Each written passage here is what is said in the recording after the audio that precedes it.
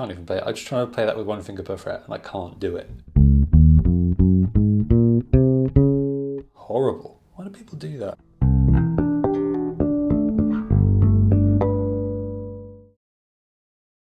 So after the last couple of Bass Players Book Club videos, I received a bunch of questions regarding how and why I use the Simandl upright bass book on the electric bass. So here's a little video to clear some things up.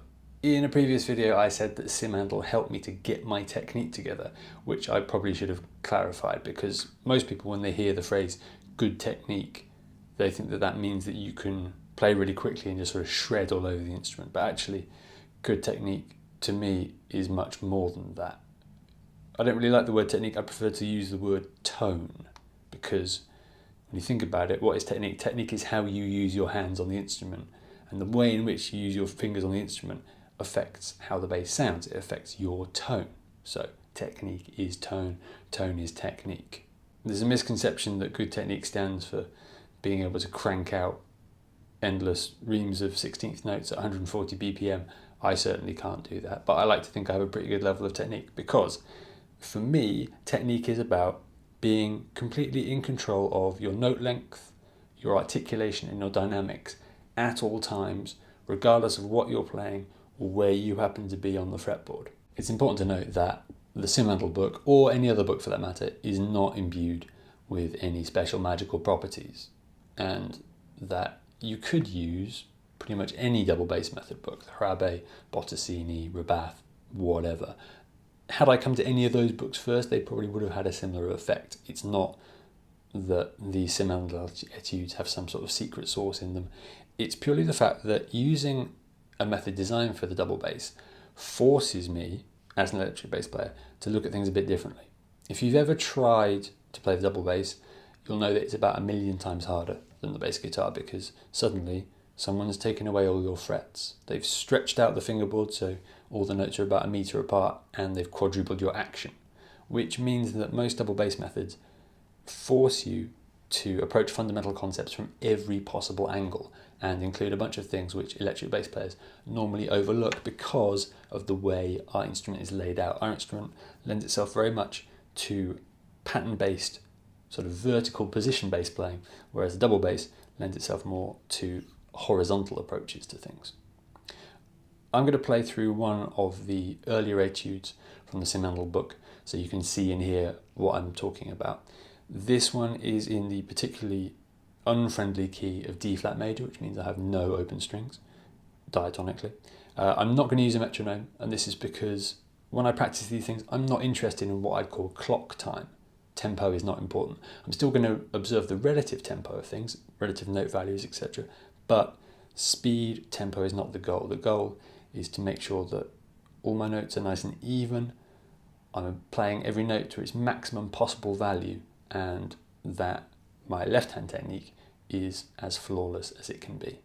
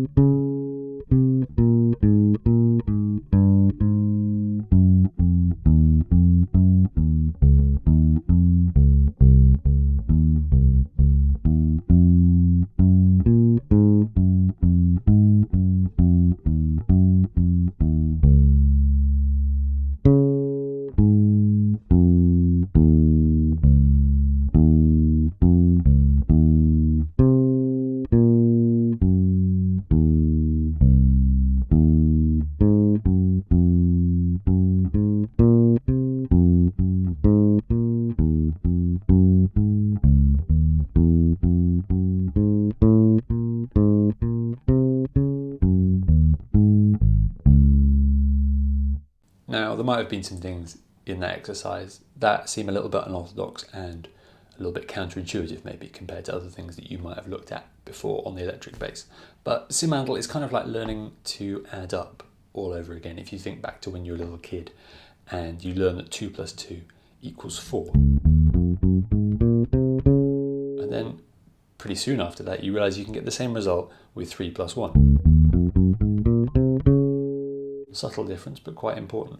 Maybe 10 minus 6. Or even the square root of 16.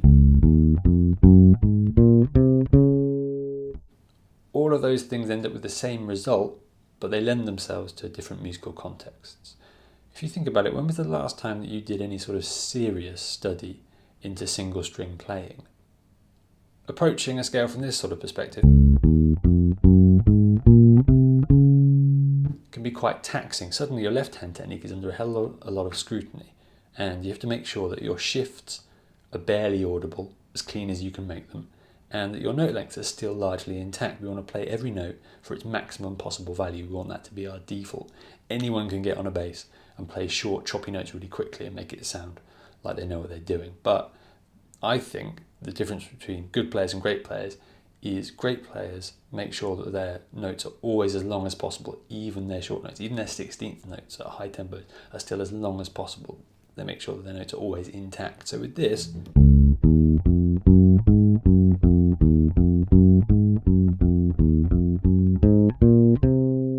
and I was playing things there quicker than I have worked on them. If in doubt, play things at half the tempo you think you should, and that'll expose some holes in your technique. It definitely does for me.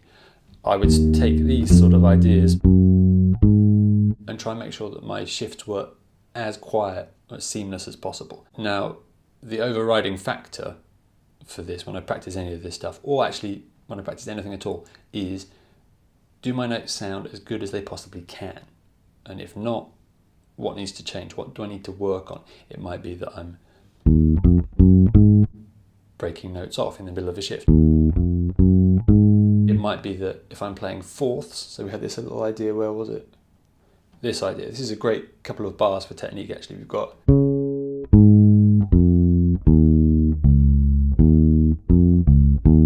so there we've got a fourth, which are always horrible on the bass. We've got a fourth, and then a shift.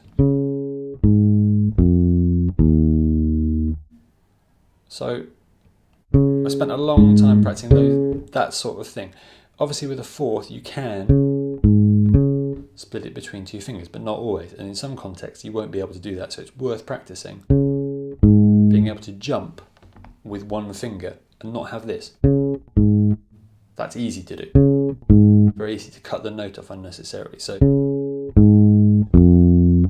same with the shift. We don't want to hear that shift. The listener never wants to hear your technique. The listener never wants to hear that what you are doing is difficult. You want to make it sound effortless all the time.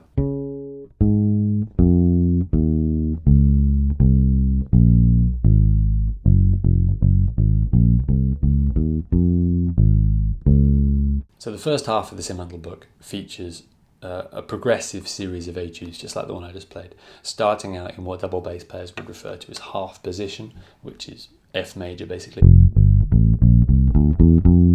And it progresses sort of fret by fret or position by position until you arrive at the nightmare, which is C sharp major. So it gradually drip feeds in new notes on the instrument, new notes on the page, and new fingering concepts, some of which, as I've said before, will be new to you. You can always play them with the upright fingering and then play them again with a more electric based positional approach, just to examine every possible option. You never know when a slightly unorthodox approach might be the best thing based on the music that you're playing. Anyway, one of the great things about the early etudes when you're in keys like F or B flat or G or C is that you're forced, if you follow the fingers in the book, to use open strings in conjunction with fretted notes as much as possible. Now this is something that a lot of electric bass players that I see often avoid.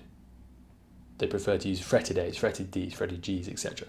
because the open strings are harder to balance with fretted notes and they tend to jump out in the middle of lines unless you've done your homework on it, unless you spend a little bit of time working out how to adapt your left and right hand approach to make things, as smooth as possible. Now, guys like Jacko, James Jameson were absolute masters of this. They'd often use open strings in their lines in ways that you wouldn't expect, and they'd execute them in such a way that it wouldn't jump out. They wouldn't jump out, they'd be seamless, particularly Jameson.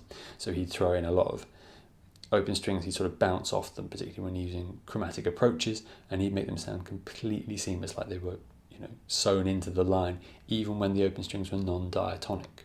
Now, in addition to the positional major scale etudes that get you very, very familiar with everything all over the neck in every single possible permutation, there are some other sections which, like the etudes, are very good for electric bass players because they get you to think outside the box. One of these is the section on bowing. Now, if you've ever had the misfortune to be required to play the double bass using a bow, you'll know that it's pretty much the worst idea in the world ever. And for me, at least, it's very difficult to make it sound like anything other than an elephant or a whale being abused.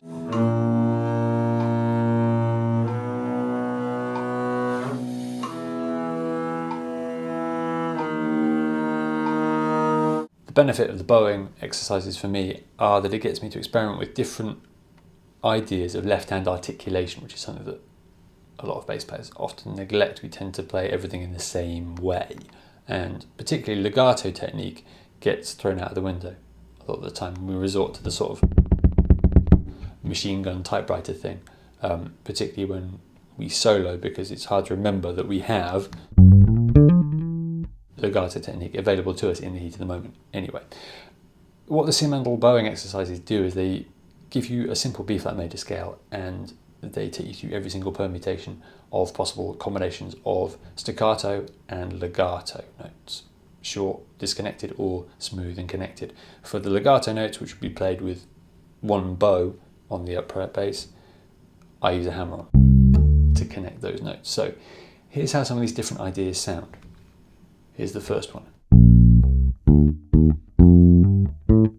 So there, I had to move out of position. I couldn't play the whole thing in position because it was notated as a slur between F and G. I couldn't do that between those two strings. I had to do it on a single string. Here it is again. Here's the second one.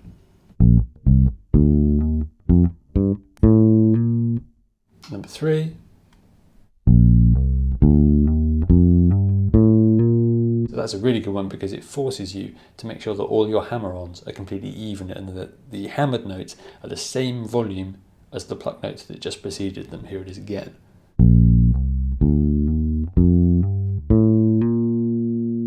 So it may seem that the exercises that I've played and talked about are pretty straightforward and really pretty boring, but that's actually the point because they get you to focus on the absolute minutiae of your technique. They make you focus on things that otherwise it's very easy to ignore. And all the great players that you love listening to have worked on this stuff. They've done all the dry, boring stuff in the practice room, and that gives them a really solid level of fundamentals, firm foundations on which to build their incredible levels of virtuosity. Whatever, it doesn't matter who it is, they have been through the dull, boring stuff, and you need to do it too. We all do, and it requires regular maintenance, regular servicing. I have to go back to this stuff and practice it. In fact, filming this video has been very educational to me about some things that I need to fix up on my left hand.